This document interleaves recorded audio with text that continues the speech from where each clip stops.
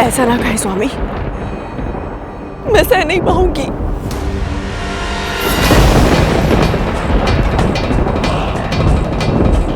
ये नाग आपके भी पुत्र है ना? आज जब इन्हें सबसे अधिक आपकी आवश्यकता है तो इन्हें ऐसे असहाय न छोड़े।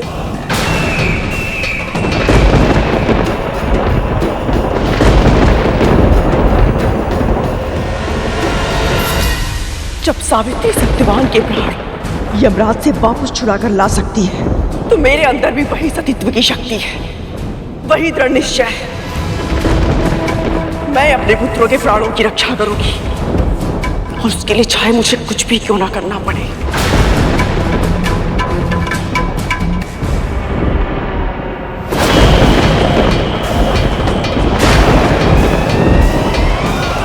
एक माँ की पुकार स्वयं ईश्वर भी अनसुनी नहीं कर सकते, और इनके लिए तो दो दो माएं प्रार्थना करेंगी।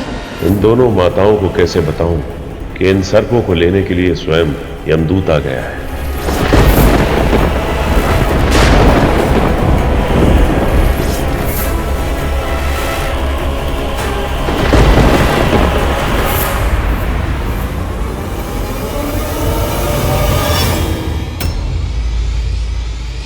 पिताजी वहां क्या देख रहे हैं?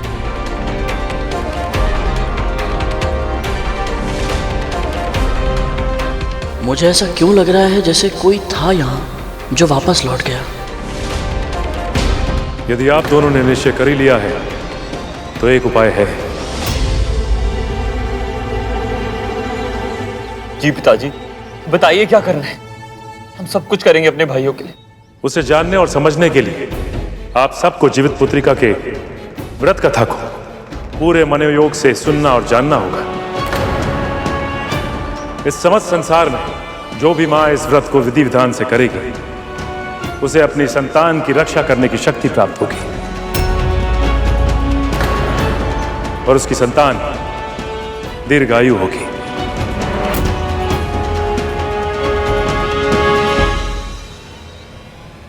हम कथा सुनने के लिए आतुर हैं।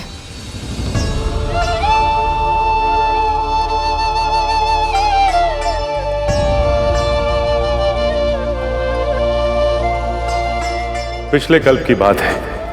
नगर के बाहर पेड़ पर एक चील और वहीं एक सियार रहा करते थे। एक दिन चील और सियार अपनी जिह्वा और पेट की तृप्ति करके लौट रहे थे।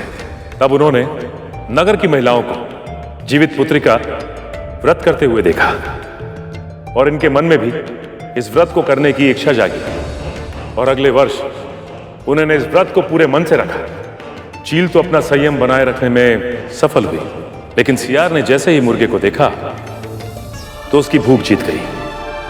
परंतु पिताजी, व्रत रखने की इच्छा तो अनेक व्यक्तियों में होती है, फिर सभी उसे पूरा क्यों नहीं कर पाते? जब कोई व्यक्ति व्रत का संकल्प लेता है तो उसके भीतर की अच्छाई उसे संकल्प को पूरा करने के लिए प्रेरित करती है और उसके भीतर की बुराई उसे संकल्प तोड़ने के लिए ललचाती है। बुराई के ऊपर भलाई की जीत का प्रयास करना ही तो व्रत है, और किसी भी अन्य संघर्ष की तरह यह भी आसान नहीं है। यह व्रत इतना शक्तिशाली है कि केवल इसका प्रयास करने से ही सियार को भी अगले जन्म में चील की तरह मनुष्य बनने का सौभाग्य प्राप्त हुआ।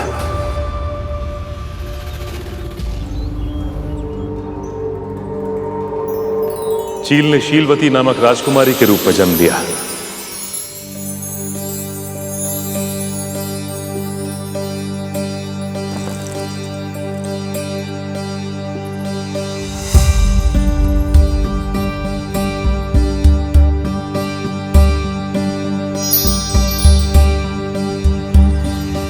और सियार का जन्म हुआ एक निर्धन कन्या कपूरवती के रूप में।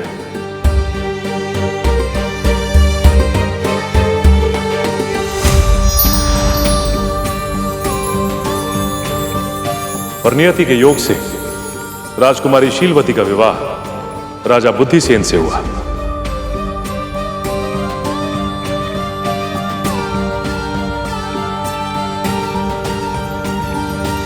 राजा बुद्धिसेन रानी शीलवती की, राजा बुद्धिसेन रानी शीलवती की। ये राजा रानी की कथा तो मुझे माँ पिताजी के संबंध जैसे लग रही है।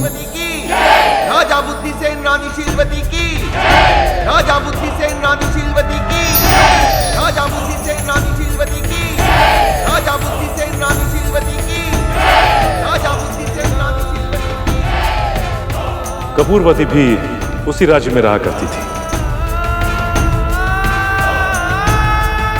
निर्धन कुल में उत्पन्न होने के बाद भी कपूरवती के मन में रानी बनने की इच्छा प्रबल थी और इसीलिए वो रानी शीलवती से ईर्ष्या करने लगी।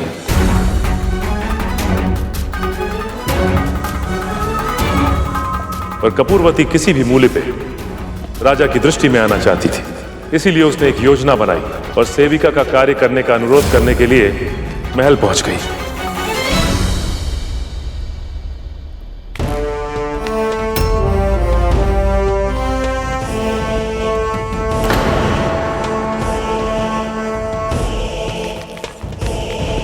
मंत्री जी, मैं अभागन आपसे विनती करती हूँ कि मुझ पे कृपा करे और कोई काम दे दे, तभी मैं अपने परिवार का पेट भर पाऊंगी।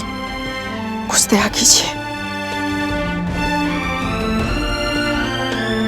ठीक है, आज से तुम महल में झाड़ पोछ का दायित्व संभालोगी। इससे अधिक और कुछ नहीं कर सकता मैं।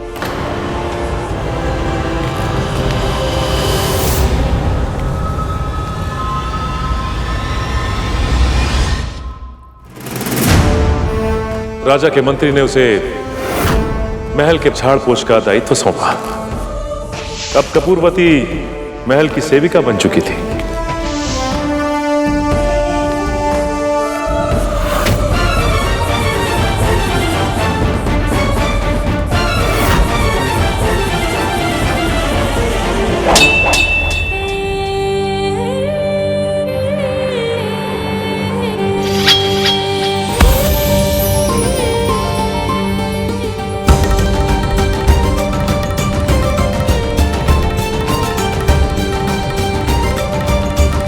और वो हर समय राजा और रानी के निकट जाने का प्रयास करती। एक दिन उसने देखा कि महल की रसोइयां अवकाश मांग रही हैं।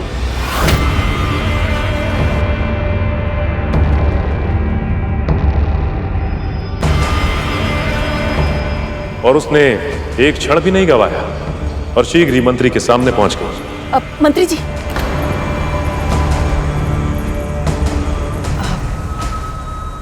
रसोइये के स्थान पर मैं भोजन पका सकती हूँ। इससे मुझे राजन जी और महारानी जी की सेवा का अवसर मिल जाएगा।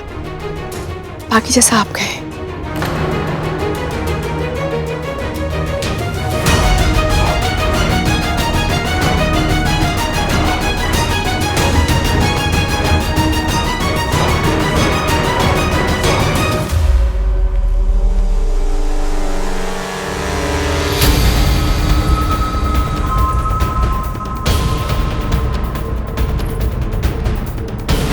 पर कपूरवती को स्वादिष्ट भोजन पकाना नहीं आता था।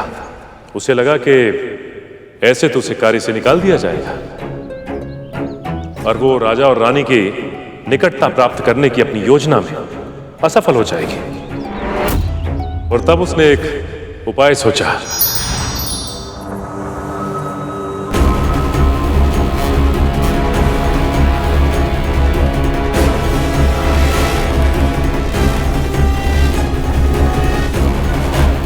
भोजन कैसा भी बना,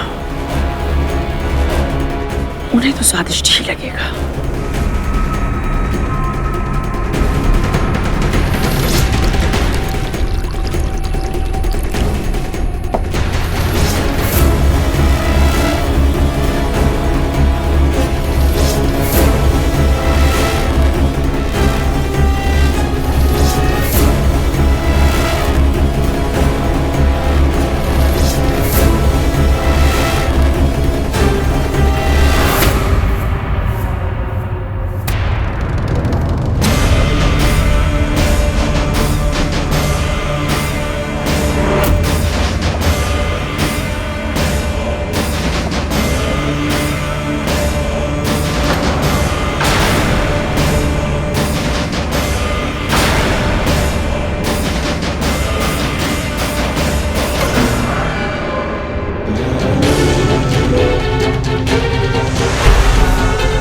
राजन, रानी, क्या मिलाया था तुमने भोजन में? बोलो सैनिकों, बंदी बना लो इसे, इसने राजद्रोह किया है। मंत्री जी, मैंने कुछ नहीं किया।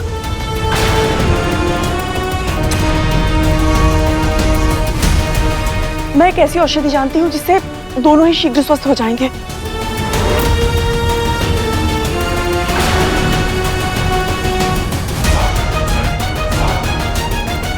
जो करना है शीघ्र करो। मैं लेके आती हूँ।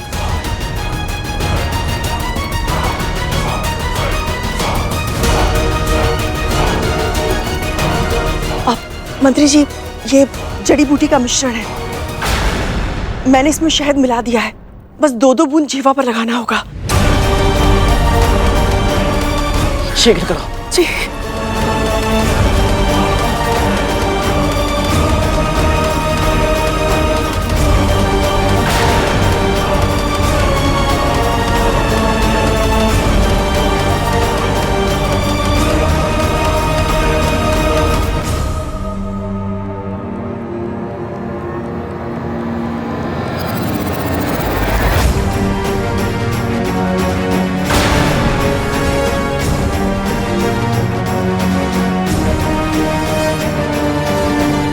राजन, आप ठीक तो हैं? हाँ, मैं तो ठीक हूं। आप तो ठीक है ना?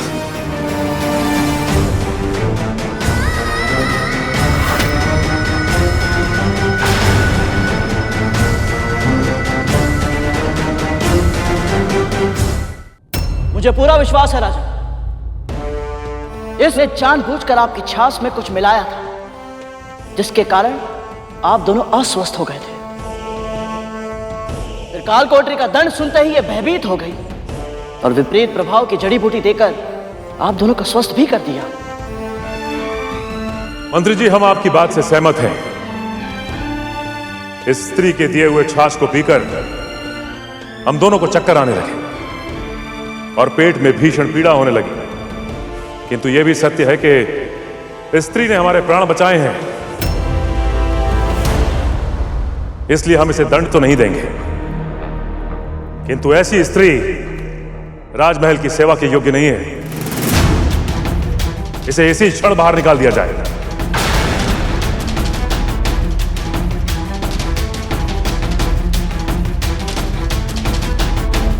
दया राजन जी, दया।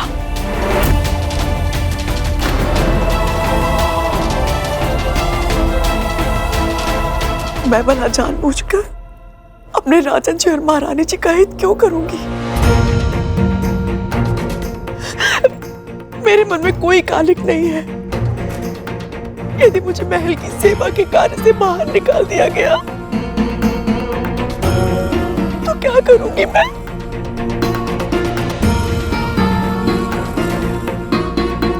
मेरा जीवन यापन कैसे होगा? मैं अपना पेट कैसे भरूंगी? मेरा ध्यान कौन रखेगा?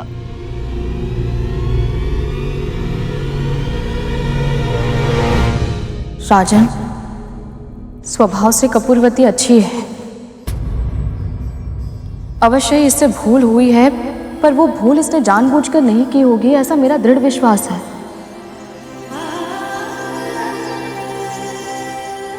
मैं विनती करती हूँ आपसे, क्षमा कर दीजिए इसे।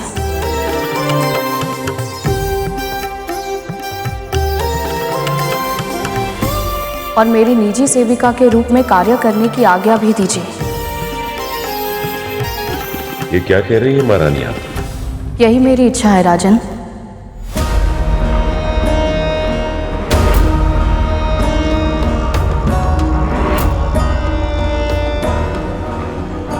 कपूरवती दोष मुक्त सिद्ध नहीं हुई है।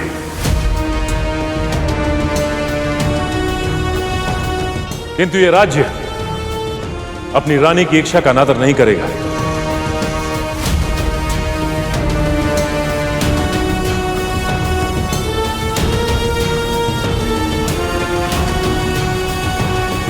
राजन जी की जय हो, महारानी जी की जय हो। राजन जी की जय हो, महारानी जी की जय हो।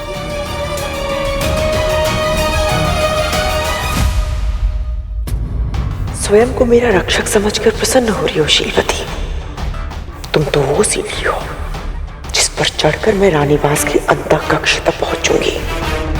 बहुत शीघ्र छोटी रानी बनूंगी मैं।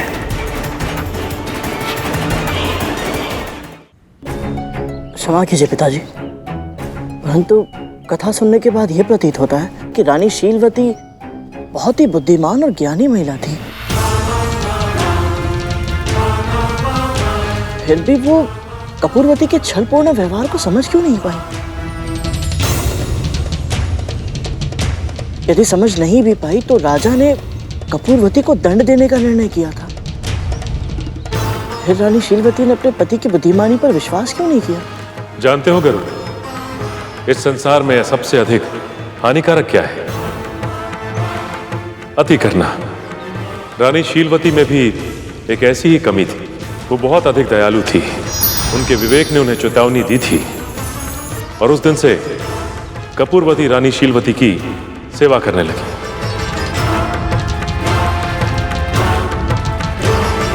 और धीरे धीरे इनकी इतनी प्रिय बन गई कि रानी का कोई भी कार्य उसके बिना पूरा नहीं होता था।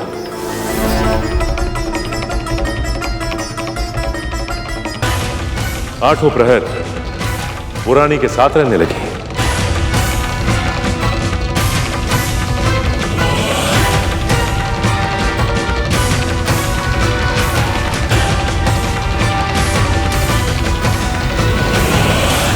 आप ही हैं जीवन का उपहार, जीवन का उपहार। आप ही हैं मेरा श्रृंगार, मेरा श्रृंगार।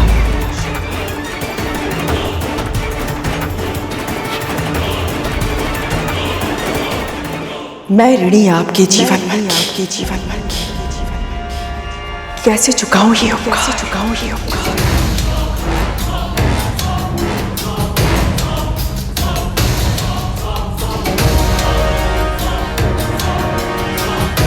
कपूरवती,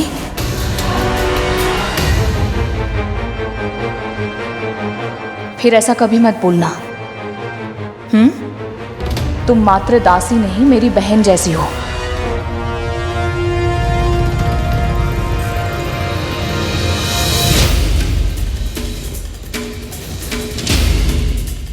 दासी से बहन तक का लक्ष्य तो प्राप्त हो गया, किंतु अब बहन से रानी बनना शेष है, जो मेरा एकमात्र उद्देश्य है।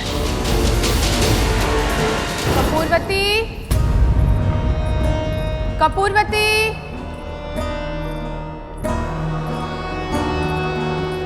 कपूरवती, कपूरवती, कपूरवती,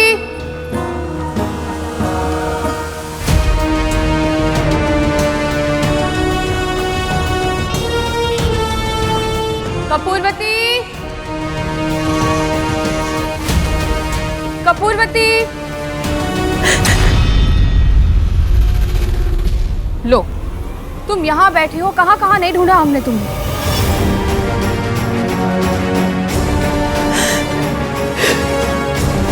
कपूरवती समझ चुकी थी कि रानी उससे पूरी तरह प्रभावित है, उसके जाल में फंस चुकी है। वो कपूरवती से एक दासी की तरह नहीं, अपनी बहन की तरह व्यवहार करती थी और अब उसने अपनी अगली चाल चली। इसका अर्थ है जैसे बड़ी माँ ने चतुराई से माँ को दासी बनाया था, उसी प्रकार कहीं कपूरवती ने भी महारानी को अपने जाल में तो नहीं फंसा लिया। आखिर क्या किया होगा उन्होंने?